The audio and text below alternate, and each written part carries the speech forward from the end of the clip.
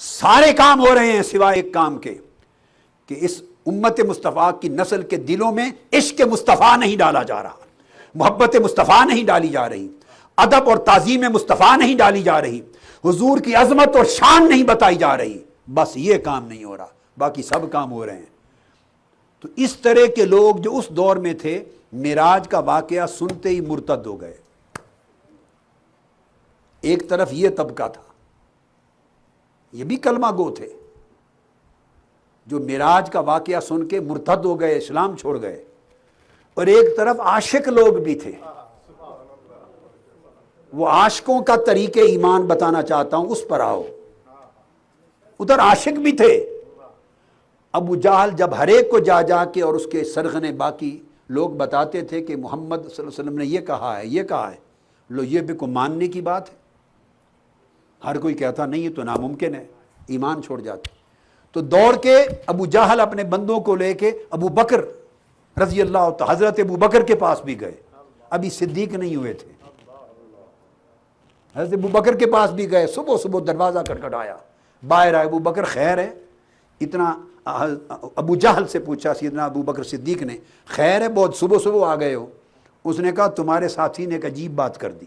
تمام کتب میں، سیر کی اور تفسیر کی کل کتب میں بالاتفاق یہ روایت ہے۔ دیکھو جن کا تم کلمہ پڑھتے ہو عجیب بات کر دی۔ انہوں نے پوچھا کیا عجیب بات کر دی؟ انہوں نے کہا وہ محمد صلی اللہ علیہ وسلم نے یہ دعویٰ کر دیا ہے کہ میں راتوں رات براق پہ بیٹھ کے مکہ سے میں القدس گیا ہوں، اور مسجد اقصیٰ سے ہو کر جتنا کچھ ان کو آقا علیہ السلام نے بتایا، ان کو اپنے ظرف اور عقل کے مطابق ہی بتانا تھا نا۔ جیسے لوگ ہوتے ہیں ان کو اتنی بات ہی بتائی جاتی ہے، ہر کسی کو ساری بات نہیں بتائی، وہ اتنی بھی ہضم نہ کر سکے جتنی بتائی تھی۔ انہوں نے کہا کہ میں مکہ سے القدس مسجد اقصیٰ ہو کر واپس آ گیا ہوں، بھلا یہ ماننے کی بات ہے؟